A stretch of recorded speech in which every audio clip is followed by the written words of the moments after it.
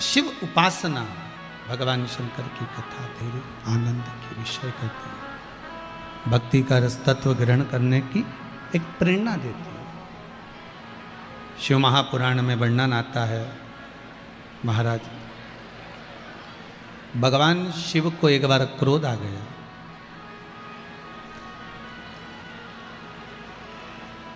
देखिए, भगवान विष्णु, भगवान ब्रह्मदेव और भगवान शंकर, शिव का जो प्रागट्य है वो संहार के लिए, कि हमें सब कुछ नष्ट करना है, संहार करना है। पर भले सब कुछ नष्ट करना है, पर फिर भी शंकर भगवान हर कभी क्रोध नहीं करते।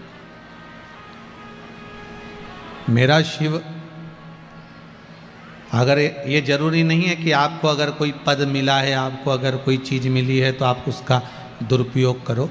शंकर भगवान रुद्र हैं, पर यह जरूरी नहीं है कि वो बार बार क्रोध करें, बार बार क्रोधित हों। ये शिव जी नहीं जानते।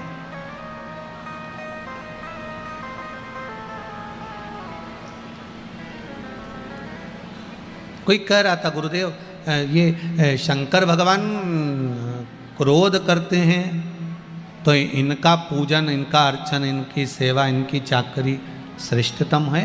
क्यों नहीं है? क्यों नहीं कर सकते?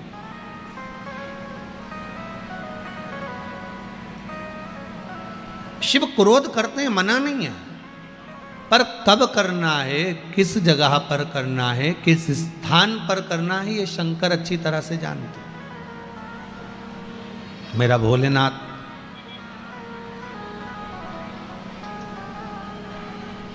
किस जगह पर कितना क्रोध करना है। देखो, एक माता पिता अगर बच्चे पर बार बार क्रोध करेंगे तो बच्चा आपका कहना मानेगा क्या? जरा जम के बोलिए, मानेगा क्या? एक बहू को बार बार टॉर्चर करोगे, बार बार बोलोगे तो बहू आपकी कहना मानेगी क्या? नहीं। बेटा आपका कहना मानेगा क्या? नहीं। आप बार बार क्रोध करोगे तो नहीं मानेगा। हाँ, उस क्रोध को बचा कर रखो, जब जरूरत हो उस समय पर आप बोलोगे तो उसको स्वीकार करेगा।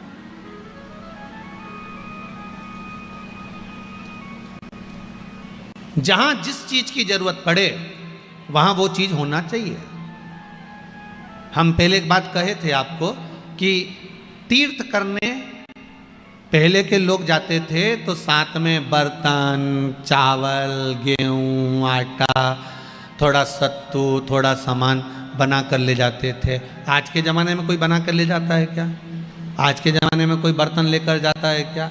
नहीं। आज के ज़माने में क्या लेकर जाते हैं? 2000 के नोट की गड्डी जेब में फंसा और चले जाओ। सही है कि गलत है? बस कड़कता हुआ नोट जेब में होना तो गर्म पानी भी मिलेगा, कड़कता हुआ जेब में नोट होगा तो फिर तुमको भोजन भी मिलेगा, जो चाहो। फिर तो तुमको मीन समझ गए क्या? वो चाउमीन भी अगर मांगोगे तो मिल जाएगा, गोलगप्पा भी मांगोगे तो मिल जाएगा। आप अगर जा रहे हो फिर तो आपको प्राप्त हो जाएगा। आपके पास में, आपकी जेब में अगर धन है, 2000 के नोट की गड्डी, 500 के नोट की गड्डी आपके जेब में पड़ी हुई है, 200 के नोट की गड्डी पड़ी है, 100 के नोट की गड्डी पड़ी है, कड़कता हुआ नोट आपकी जेब में है, तो आपको सारा सामान आपको हाथ की हाथ मिल जाएगा, कुछ ले जाने की जरूरत नहीं है। उसी तरह जीव जब यहाँ से जाता है कुछ लेकर जाता है क्या? कुछ भी नहीं। क्यों? फिर क्यों लिखा है गरुड़ पुराण में कि ऊपर जाओगे तो जैसा दोगे वैसा मिलेगा, तुम्हें डनलप का गद्दा मिलेगा, एसी का रूम मिलेगा, सोने की थाली में भोजन मिलेगा, बैकुंठ में इतना सुंदर कमरा, इतना सुंदर कक्ष मिलेगा। ये सब क्यों कहा जाता है कि आपको इतना सब कुछ प्राप्त होगा, इतना सब कुछ मिलेगा? उसका कारण क्या है? तो शास्त्र कहता है भगवान के नाम की गड्डी अगर हृदय में बांध कर ले जाओगे तो सारा सुख बैकुंठ में भी प्राप्त हो जाएगा। बस भगवान के नाम की गड्डी होना चाहिए। भगवान का नाम साथ में होना चाहिए। कलयुग केवल नाम आधारा सुमर सुमर नर उतरहि पारा। कलिकाल में केवल एक नाम की आधारशिला है। भगवान के नाम को आधार बनाकर जो भगवान की अविरल भक्ति में डूबता है उसकी नैया पार। क्रोध करो, मना नहीं है, पर जरा जरसी बात में क्रोध करो, ये कहां की बात है? पत्नी और पति दोनों के क्रोध में एक अंतर है। क्या अंतर है पत्नी और पति के क्रोध में? जम के बोलो जरा, किसी को मालूम हो तो जरूर बताना। पति और पत्नी के क्रोध में एक अंतर है। पति क्रोध में होता है तो लड़ झगड़ के बाहर जाता है, घर से बाहर चले जाता है, और पत्नी क्रोध में होती है तो लड़ झगड़ के कमरे के अंदर चली जाती है। अंतर है कि नहीं दोनों में? बोलो सही है कि गलत है? पति को झगड़ा होगा, गुस्सा आएगा, क्रोध आएगा, लड़ेगा, झगड़ेगा तो तुरंत मैं तो जा रहा तेरे से, तो बात करना ही बेकार है, वो जाए वो जाए वो जाए। और पत्नी को अगर गुस्सा आया, लड़ झगड़ के, तो ये अंदर गई, कुंदी लगाई, तकिया में मुंह और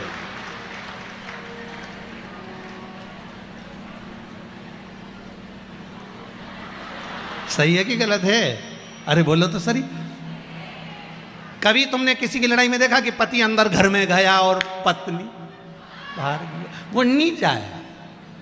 वो पत्नी इतनी विचित्र हो, और महाराज धर्म पत्नी है, वो फर्ज अदा करती है। कितना भी झगड़ा हो जाए, कितनी भी लड़ाई हो जाए, वो के मैं तो नहीं जाऊंगी, जा घर से कमरा के अंदर चली जाए ने, तकिया में मुंडा रख के फिर बिनकती फिरे, रोती फिरे। कोसे किसको? जिसने बीच में रहकर शादी कराई थी। बाकी क्या किसी को थोड़ी ना कोसे, बताओ, वो उसको ही कोसे। तो तुम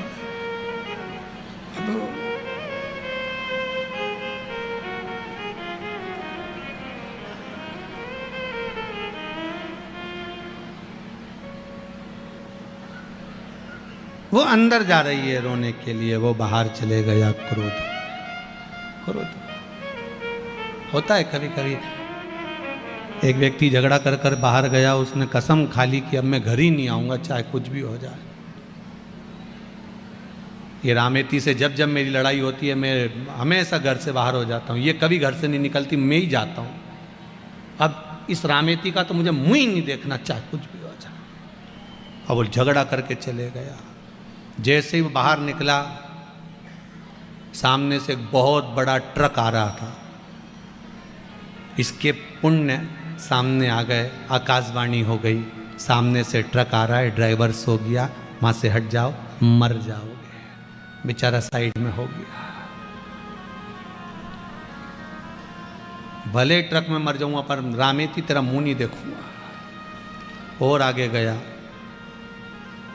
सामने से एक बहुत बड़ा पत्थर लुढ़कते हुआ आ रहा था। आकाशवाणी हो गई, सामने से पत्थर आ रहा है, एक साइड हो जा। फिर और आगे बढ़ा, एक बस में चढ़ने लगा। आकाशवाणी में मत चढ़ना, इस बस का आगे जाके एक्सीडेंट होने वाला है। अब ये गुस्से में लाल हो गया। तू है कौन जो इतना ज्ञान दे रहा है? बस में चढ़ने के लिए बोल रहा है मत चढ़। जब घोड़ी पे चढ़ा था, जब नहीं बोला कि मत चढ़? उसी दिन बोल देता, नहीं चढ़ता मैं एक बार भी। इतना में रामेती ने अपने छोरा उनको बोला, जरा थारा फिर पिताजी के देखिए, अरे सुबह से रोटी वोटी नहीं खाई हो। तो मालूम पड़ा कि वो तो दरवाजे पे ही भैंस की पूंछ पकड़ के चिल्ला चोट कर रहा, नहीं जाऊंगा नहीं जाऊंगा। भैंस आगे बढ़ती जाए, ये भैंस की पूंछ पकड़ के पीछे हटते जा, नहीं जाऊंगा। इतने में रामेती बाहर आके बोली, क्यों चिल्ला चोट कर रहे हो? वो तो आ नहीं रहा था, भैंस लिया ही जबरदस्ती की। नहीं तो मैं कहीं आ रहा था, वो तो भैंस मुझे पकड़ के लिया। अब जैसे भैंस ने इससे कहा था कि चल, प्रेम है। देखो ये जरा जरा सी बात में विवाद हो जाना और अदालत में पहुंच जाना, ये सब बेकार बात है। हम कहते हैं पति पत्नी का जो संबंध है, माता पार्वती जी ने शिव जी से 2 वर मांगे थे। पहला वर था, भोलेनाथ जी वर दीजिए जिस पति पत्नी में झगड़ा हो उसमें प्रेम बढ़े, और दूसरा वर दीजिए काशी में जो मरे उसके कानों में गुरु मंत्र आप दे दीजिए। बस शिव ने 2 वर पार्वती को दिए थे। माता पार्वती को शंकर भगवान ने 2 वर दिए थे। पति पत्नी में झगड़ा होगा, आपस में प्रेम बढ़ेगा। आज भी पति पत्नी में झगड़ा होता है, दोनों में प्रेम बढ़ता है। कितना भी झगड़ा कर ले, आखिरी में पति घर आकर पूछता जरूर है, क्यों तेरी मम्मी कहां गई? तुरंत पूछे, तुरंत झगड़ा, प्रेम बढ़ता।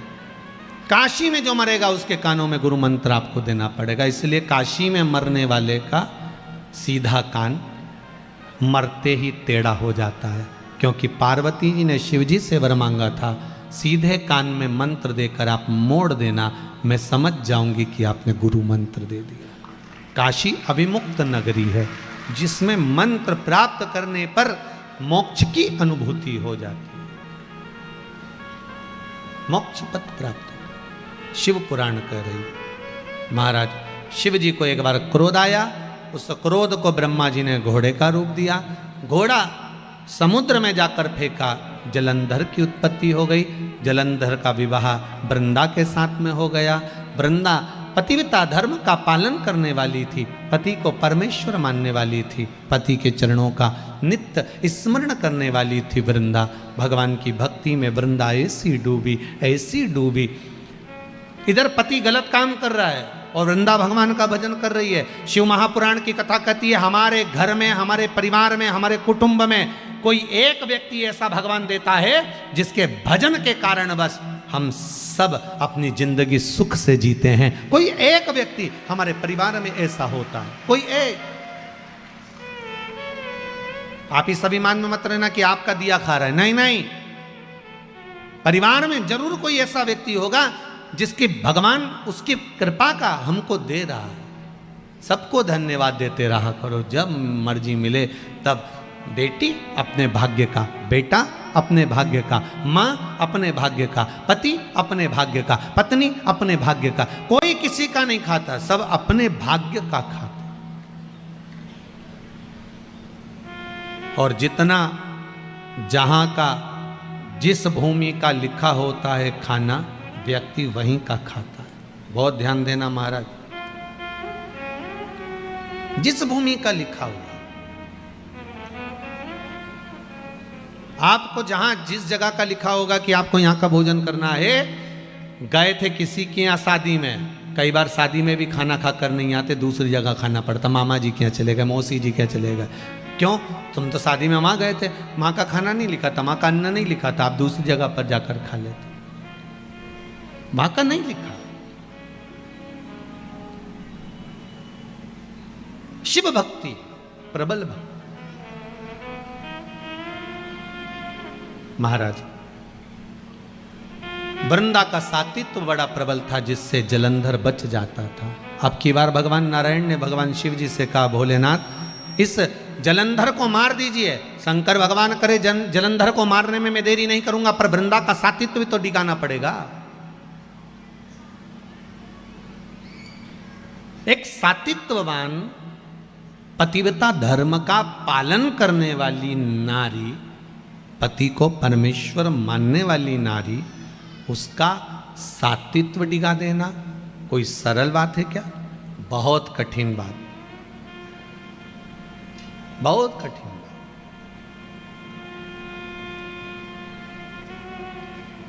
पर सातित्व भी ओरिजिनल होना चाहिए, दिखावे का नहीं।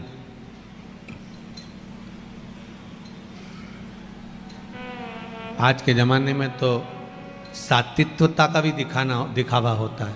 मेरे बराबर कोई शंकर जी की पूजन नहीं कर सकता। जितनी अच्छी मैं देवी जी की पूजन करती हूँ उतना अच्छा देवी जी का भी कोई पूजन नहीं कर सकता। जितना मैं मंत्र का स्मरण करती हूँ उतना कोई मंत्र का स्मरण नहीं कर सकता।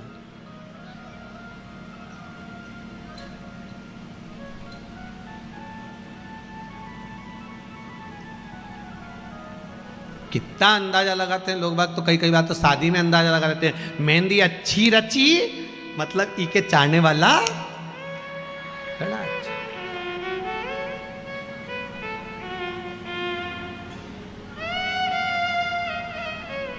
अच्छा, मेहंदी से पहचान हो जाती है कि इसके चाहने वाला अच्छा है, ठीक है।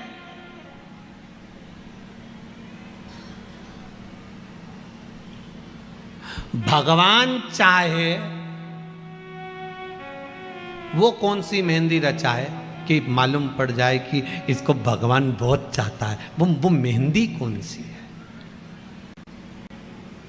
भागवत जी में लोग गाते हैं,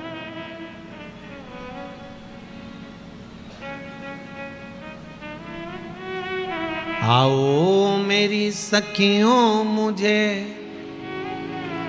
मेहंदी लगा दो और मुझे भोले बाबा दुल्हन बना दो। ऐसी पहनू चूड़ी जो कबहू न टूटे, ऐसा वरूं दूल्हा जो कबहू न छूटे, अटल सुहाग की बिंदिया लगा दो मुझे भोले बाबा की दुल्हन बना दो, मुझे शंभू बाबा की दुल्हन बना दो। वो मेहंदी कौन सी है जिसको रचा तो लगे कि भगवान हमको ज्यादा चाहता है, वो कैसी मेहंदी। कहा वो मेहंदी नहीं है, वो आपका विश्वास है। पहले आपके साथ में भी ऐसा होता होगा, जितने बैठे हो ना सबके साथ ऐसा हुआ है। आपके घर में परिवार में माता हो, पिता हो, पत्नी हो, पति हो, बच्चे हो, कई बार कह देते हैं पापा ये ऐसा मत करो, ये गलत हो जाएगा। कई बार माँ कह देती बेटा ये तू ऐसा काम कर ले, हो जाएगा। कई बार पत्नी कह देती सुनो आज मेरा मन कर रहा है कि आप ये काम करोगे ना तो हो जाएगा, और वो हो जाता है। माँ ने कहा कई बार लोग कहते हैं हमारी माता के वचन बिल्कुल सत्य होते हैं, कई कहते हैं हमारे पिता के वचन बिल्कुल सत्य होते हैं, कोई कहते हैं मेरी पत्नी ने जो बोला बिल्कुल सही बोला, कोई कहती है मेरा पति बोलता है बिल्कुल सत्य बोलता है, कई बार मेरी बेटी बोलती है सत्य बोलती है। कारण क्या है? मतलब आपके हृदय में शंकर के चरणारविंद की मेहंदी रच चुकी है, इसलिए आपकी वाणी सत्य बोल रही है। वो मेहंदी रच चुकी है, इसलिए वाणी सत्यता की निकल।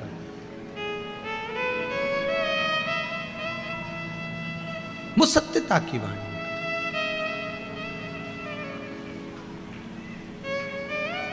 महाराज होता है थोड़ा आपके जीवन में जब सत्य प्रवेश करता है, आपके जीवन में जब सत्य प्रवेश करता है, शिव प्रवेश करता है, आपके जीवन में जब भगवान प्रवेश करते हैं, आपके जीवन में जब भगवान का चरणारविंद प्रवेश करता है, आपके जीवन में जब भगवत तत्व प्रवेश करता है, आपके जीवन में शंकर की कथा जब प्रवेश करती है, तो एक मन में थोड़ा सा उमंग था, थोड़ा सा हलचल, थोड़ा सा उत्साह पैदा कर देती है। सत्य बताना ईमानदारी से कि आप लोग जब यहाँ आते हो तो आपको कोई टॉर्चर नहीं करता कि चल, आपको कोई ये नहीं कहता कुंडी बजा कर कि चल, आपका दिल अंदर से कहता है कि मुझे कथा में पहुंचना है। आपको कोई टॉर्चर नहीं कर रहा है, आपको कोई बोलने नहीं गया, आपको कोई कहने नहीं गया कि आपको आना पड़ेगा, पहुंचना पड़ेगा, या आपके लिए हमने ये व्यवस्था कर रखी है तो आपको वहां जाना ही पड़ेगा, हमने आपके लिए गाड़ी लगाई, हमने आपके लिए घोड़ा लगाया। आज के ज़माने में तो लोग बुलाने के लिए गाड़ियां लगाते हैं, बस लगाते हैं, ऑटो लगाते हैं कि वहाँ से इतनों को लेकर आओ, वहाँ से इतनों को लेकर आओ और कथा का पंडाल भर दो। यहाँ किसी ने तुम्हारे लिए गाड़ी लगाई? जम के तो बोलो। उल्टा 10 रुपया रोज तुम्हारा ही खत्म हुआ।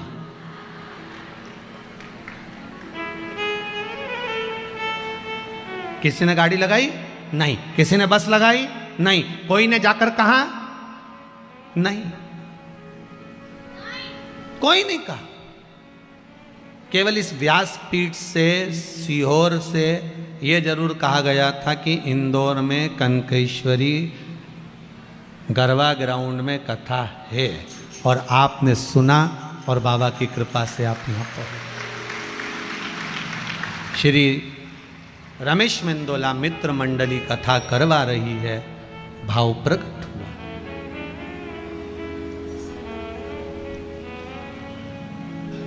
8-10 दिन पहले कोई अनाउंसमेंट हुआ क्या? जम के बोलो। 10 दिन पहले कोई बैनर लगा क्या? नहीं, कुछ नहीं, क्योंकि बैनर लगाने की जरूरत नहीं है। शंकर के नाम का बैनर आपकी चित्त वृत्ति में, आपके मन में लगना चाहिए, तब शंकर खुद बुला ले। रचना मेहंदी, बाहर की मेहंदी की रचाई अपन कह देते हैं, ये बहुत चाहते हैं, वो बहुत स्नेह करते हैं, पर भीतर की मेहंदी की जो रचाई है वो शंकर अगर वाणी से सत्य निकालना प्रारंभ कर दे। बहुत बहुत निवेदन करूँगा जीजियों, माएँ बैठी हैं, मेरी माताएं बैठी हैं, बहनें बैठी हैं, नमन करते हुए आपसे कहूँगा, मेरे भाई लोग बैठे हुए हैं, इनसे भी कहूँगा, दिल से अगर आप शंकर को रिझा रहे हो ना, तो ये व्यासपीठ से कहता हूँ कि आप 3 महीने में कुबेरेश्वर धाम सीहोर पहुँच जाओगे।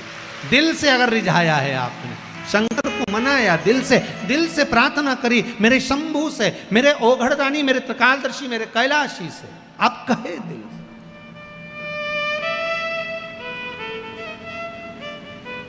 बुरी जाए